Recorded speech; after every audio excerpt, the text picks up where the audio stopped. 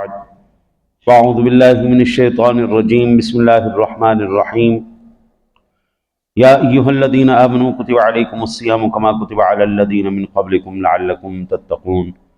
اے ایمان والو، تم پر روزے فرض کیے گئے ہیں جس طرح تم سے پہلی امتوں پر فرض کیے گئے تھے تاکہ تمہیں پرہیزگاری ملے۔ اس آیہ مبارکہ میں لفظ صوم استعمال کیا گیا ہے، اور علامہ ابن منظور افریقی لکھتے ہیں کہ لغت میں صوم کسی چیز سے رکنے، چھوڑ دینے کو کہتے ہیں، اور روزے دار کو صائم کہتے ہیں۔ روزے کو صوم اور روزہ رکھنے والے کو صائم اس لیے کہتے ہیں کہ وہ کھانے پینے اور عمل تزویج سے اپنے آپ کو روک لیتا ہے اور ان تینوں چیزوں کو چھوڑ دیتا ہے۔ جو شخص بات کرنا چھوڑ دے اس کو بھی صائم کہتے ہیں، ہاں جی، جس کو ہم کہتے ہیں چپ کا روزہ رکھ لینا۔ اور قرآن پاک میں سورہ مریم کے اندر ہے کہ انی نذرت للرحمن صوما، میں نے رحمان کے لیے بات نہ کرنے کی نظر مان لی ہے۔ اور علامہ خوارزمی روزے کی شرعی معنی بیان کرتے ہوئے لکھتے ہیں کہ اہل عبادت کی نیت سے طلوع فجر سے لے کر غروب آفتاب تک کھانے پینے اور عمل تزویج سے رکے رہنے کو شریعت میں صوم یعنی روزہ کہتے ہیں۔ اور روزے کی شرائط اور اقسام ہیں۔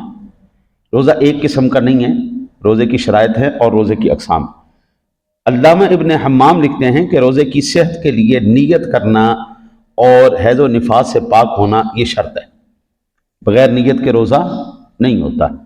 حیض و نفاس والی عورت کا روزہ نہیں ہوتا۔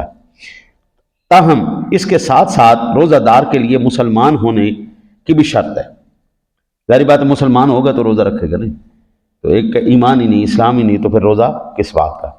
علامہ ابن حمام لکھتے ہیں کہ مسلمان ہونا، بالغ ہونا، عاقل ہونا روزے کے نفس اور وجوب کی شرائط ہیں۔ نابالغ بچہ اگر رکھنا چاہے تو وہ رکھ سکتا ہے، لیکن اس کے اوپر فرض نہیں ہے۔ فرض اس کے اوپر کب ہوگا؟ جب وہ بالغ ہوگا۔ شرعی احکام جتنے بھی فرض ہیں وہ تمام بالغوں کے اوپر ہیں، نابالغوں کے اوپر کوئی شرعی احکام نہیں۔ اس لیے روزے کے جو شرائط ہے اس کے لیے عاقل ہونا، بالغ ہونا، مسلمان ہونا، یہ تینوں شرائط، یہ روزے کی شرط۔ اور اگر دارالحرب ہو تو روزے کی فرضیت کا علم بھی ان شرائط میں داخل ہے، اور اس کا ادا کرنا اس وقت واجب ہوگا جب مسلمان شخص تندرست ہو اور اپنے وطن میں مقیم ہو۔ یہاں پر اللہ کا بڑا ہم احسان ادا کرتے ہیں کہ پاکستان جیسی نعمت اللہ نے ہمیں عطا فرمائی۔ اس میں ہم اپنی عبادات اور ان سے منسلک اپنی روایات کو، اپنی تمام تر چیزوں کو بڑے احسن طریقے سے ادا کر سکتے ہیں۔ ہم قربانی کے ایام میں جانوروں کو اللہ تعالیٰ کی رضا کے لیے اس کی اطاعت اور فرما برداری میں قربان بھی کرتے ہیں۔ ہمیں کوئی روک ٹوک نہیں ہوتی، ہمارے اوپر کوئی پابندیاں نہیں ہمارے اوپر۔ آپ یہ اندازہ کریں کہ ہندوستان یہ ساتھ ہی ہے، ہمارے تو زیادہ قریب ہے، ہم تو بارڈر کے بھی زیادہ قریب بیٹھے ہوئے۔ وہاں پر صرف قربانی میں گائے کو ذبح کرنے پر لوگوں کو قتل کر دیا جاتا ہے۔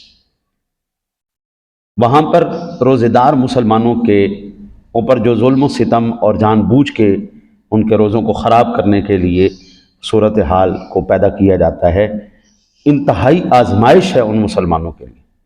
اب آپ اندازہ کریں، گائے ذبح یہاں پہ الحمدللہ ہر کوئی چاہتا ہے جی بڑا جانور ہو جی، اس میں ساتھ اسے ڈال لیں تو سب کا سلسلہ چل جائے گا، لیکن جو دارالحرب ہوتا ہے وہاں پر یہ چیزیں ممکن نہیں ہوتی۔ سرکاری سطح پر وہاں پر گائے ذبح کرنے پر پابندی ہے، آپ گائے ذبح نہیں کر سکتے، کافر ملک ہے۔ لیکن ہم الحمدللہ اللہ کا شکر ادا کرتے ہیں، نماز پڑھنے پر ہمیں مارا نہیں جاتا، قربانی کرنے پر ہماری جانیں نہیں جاتی، روزہ رکھنے پر ہمیں کوئی پریشانی نہیں ہے، ہاں جی۔ اور اگر کوئی بندہ اپنی ہر دھرمی کی بنا پر یہ عمل کرے تو وہ ایک الگ بات ہے، لیکن یہاں پر ملک پاکستان میں الحمدللہ اللہ کے احسانات میں سے احسان یہ ملک پاکستان بھی ہے۔ علامہ ابن حمام لکھتے ہیں کہ روزے کی اقسام چند ہیں۔ روزہ ایک قسم کا نہیں، روزہ چند اقسام کا ہے۔ پہلی، یہ جو ہم رمضان کے روزے رکھتے ہیں یہ فرض روزے، پہلی قسم روزے کی فرض روزہ ہے، دوسری قسم واجب روزہ ہے، تیسری قسم سنت روزہ ہے، چوتھی قسم مستحب روزہ ہے، پانچویں قسم نفل روزہ ہے، چھٹی قسم مکروہ تنزیہی ہے، اور ساتویں قسم مکروہ تحریمی ہے۔ یہ روزے کی اقسام ہیں۔ ٹھیک ہے جی، فرض ہو گیا، واجب ہو گیا، سنت ہو گیا، مستحب ہو گیا، نفل ہو گیا، مکروہ تنزیہی ہو گیا، اور مکروہ تحریمی ہو گیا۔ یہ 7 اقسام ہیں روزے کی۔ فرض روزے یہ ہیں کہ رمضان مبارک کے روزے اور قضا رمضان کے روزے، یہ دونوں ہم پر فرض ہیں۔ رمضان مبارک کے روزے بھی ہم پر، اگر رمضان میں ہم نے قضا کی ہے تو اس کی قضا کرنا بھی ہم پر فرض ہے۔ کفارہ زہار کے لیے یہ بھی ہم پر فرض ہے۔ کفارہ قتل کے، کفارہ قسم کے روزے، حالت احرام میں شکار کرنے کی جزا کے روزے، احرام کے منافی کام کرنے کی بنا پر فدیے کے روزے، یہ سب فرض ہیں۔ یہ تمام فرائض کی اقسام میں سے۔ اچھا جی، زہار آپ میں سے کسی کو پتہ ہے کس کو کہتے ہیں؟ زہار میں آپ کو عرض کرتا ہوں، زہار کہتے ہیں کوئی شخص اپنی بیوی کو ماں یا بہن کی طرح کہہ دے کہ تو میرے پہ اسی طرح حرام ہے جس طرح میری ماں مجھ پر حرام ہے، تو یہ زہار کہلاتا ہے۔ اور اس کے پھر روزے ہیں کفارے کے، وہ کفارے کے روزے رکھے گا۔ ٹھیک ہے جی، وہ پھر جب مسائل وہ زہار کے عرض کروں گا اس میں پھر میں تفصیل سے عرض کر دوں گا۔ تو یہ تمام کے تمام روزے فرض ہیں۔ اب جو ان کا ثبوت قطعی ہے، قطعی سے مراد نص قطعی سے ان کا ثبوت اور اجماع سے ہے، یعنی قرآن پاک کے اندر یہ تمام روزوں کی اقسام کو بیان کیا گیا ہے، احادیث صحیحہ مشہورہ متواترہ ان کے اندر، اور قرآن پاک کے اندر اللہ وحدہ لا شریک نے ان کا حکم ارشاد فرمایا، اس لیے ہم کہتے ہیں کہ یہ روزے ہم پر فرض ہیں۔ اور واجب روزے کون سے ہیں؟ فرض ہو گئے جو میں نے عرض کیا، واجب روزے جو ہیں جن کو ہم نظر مان لیتے ہیں، منت ماننا، یا اللہ میرے یہ کام ہو گیا تو میں اتنے روزے رکھوں گا، یہ واجب روزے ہیں۔ پھر بظاہر ان کو بھی فرض میں داخل ہونا چاہیے تھا، کیونکہ ان کا ثبوت بھی نص قطعی سے ہے، ہاں جی، یہ بھی قرآن پاک کے اندر موجود ہے۔ وَلْيُوفُوا نُذُورَهُمْ، اور اپنی نظروں کو پورا کرو، یہ سورہ حج کی آیہ مبارکہ ہے، لیکن البتہ علماء نے اس کو واجب قرار دیا ہے۔ ٹھیک ہے نا جی، چونکہ نظر معصیت کو پورا کرنا واجب نہیں ہے، اس لیے یہاں نذور کا لفظ عام مخصوص البعض ہے، اور عام مخصوص البعض بوجہ ظنیت کے واجب ہوتا ہے، اس لیے نظر کے روزے واجب ہیں، فرض نہیں۔ ٹھیک ہے نا جی۔ اچھا، اب یہاں سے یہ مسئلہ بھی پتہ چلا کہ نظر صرف جائز اور حلال کام کی ہوگی، منت جو ہے وہ جائز اور حلال کام کی منت وہ ہوگی اور اس کے روزے قبول ہوں گے، حرام کام کے لیے نہیں۔ یا اللہ میں چوری کرنے جا رہا ہوں، بس میری چوری پوری ہو گئی تو میں اتنے روزے رکھوں گا، قتل کرنے جا رہا ہوں، یہ میں برا کام کرنے جا رہا ہوں، یہ بالکل جائز نہیں ہے، حرام۔ 9ویں اور 10ویں محرم دونوں دن روزہ رکھنا یہ سنت ہے۔ رسول اکرم صلی اللہ علیہ وسلم کی ذات گرامی 9 محرم الحرام اور 10 محرم الحرام کو روزہ رکھتے تھے۔ ایام بیس کے روزے رکھنا یہ مستحب ہے، ہاں جی، 13، 14، 15 کے ہر مہینے روزے رکھنا یہ مستحب ہے۔ نبی اکرم صلی اللہ علیہ وسلم کی ذات گرامی نے یہ روزے بھی رکھے ہیں۔ ایک دن روزہ، ایک دن افطار، افطار سے مراد ایک دن روزہ رکھنا، ایک دن نہ رکھنا، اس کو صوم داؤدی کہا جاتا ہے۔ پورا سال ایسا کرنا، ایک دن روزہ رکھ لیا، ایک دن افطار کر لیا، پھر رکھ لیا، اس کو صوم داؤدی کہتے ہیں، اور یہ بھی مستحب ہے، کوئی رکھے تو سبحان اللہ، کیا بات۔ اسی طرح ہر روزہ جس کا ثبوت سنت سے ہو وہ مستحب ہے، جیسے عرفہ یعنی 9 ذی الحجہ کا روزہ رکھنا، ٹھیک ہے نا جی، اور مکروہ ان کے علاوہ جن دنوں میں روزہ رکھنا مکروہ نہیں ہے، ان دنوں میں روزہ رکھنا نفل ہے۔ صرف 10ویں محرم کا روزہ رکھنا مکروہ تنزیہی ہے، البتہ کوئی رکھتا ہے تو ہو جائے گا، کوئی حرج نہیں۔ اور ایام تشریق اور عیدین کا روزہ رکھنا مکروہ تحریمی ہے، یہ بالکل جائز نہیں۔ بھائی عیدین کے دن جب اللہ نے آپ پر صدقہ کیا ہے، آپ اس صدقے کو کوئی نہیں قبول کرتے؟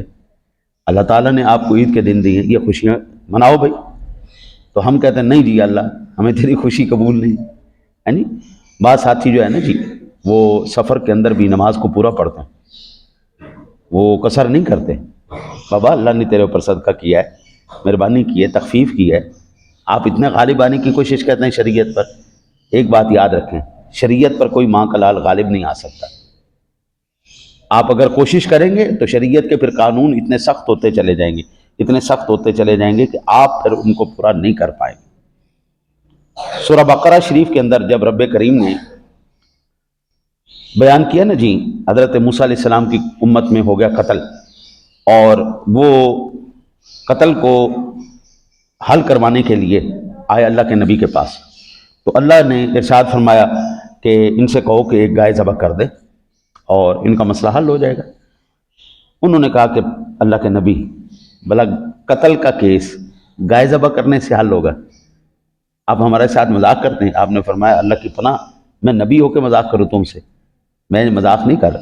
پھر اب کیا چاہیے تھا قوم کو یہ چاہیے تھا کہ فوراً سے پہلے ایک گائے ذبح کرتے، ان کا مسئلہ حل ہو جانا تھا، لیکن انہوں نے ایسا نہیں کیا۔ انہوں نے کہا جی ہاں جی، قالوا ادع لنا ربک یبین لنا ما ہی قال انہ یقول انہا بقرۃ لا فارض ولا بکر۔ وہ گائے کیسی ہونی چاہیے؟ اللہ نے فرمایا نہ وہ بچیاں ہونی چاہیے، نہ بالکل بوڑھی ہونی چاہیے۔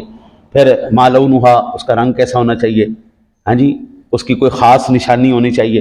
وہ سختیاں کرتے گئے، سوال پوچھتے گئے، اتنی سختی میں پھنس گئے کہ پھر ایک طرف ان کو گائے کی کھال کے اندر سونا بھر کے دینا پڑا، دوسری طرف وہ گائے بھی عام سی کوئی بھی لے لیتے، ان کو سستی سی گائے مل جانی تھی، ہے جی، لیکن انہوں نے پوچھ کے غالب آنے کی کوشش کی نا جی، تو پھر اسلام وہ پھر شریعت ایسی ان کے اوپر غالب آئی کہ پھر ان سے ہو نہیں پایا، پھر مرتے نہ کیا نہ کرتے، حکم ربی تھا اس کو پورا تو کرنا تھا۔ ہاں جی، اللہ سے دعا ہے اللہ تعالیٰ آپ کو مجھے عمل کی توفیق عطا فرمائے۔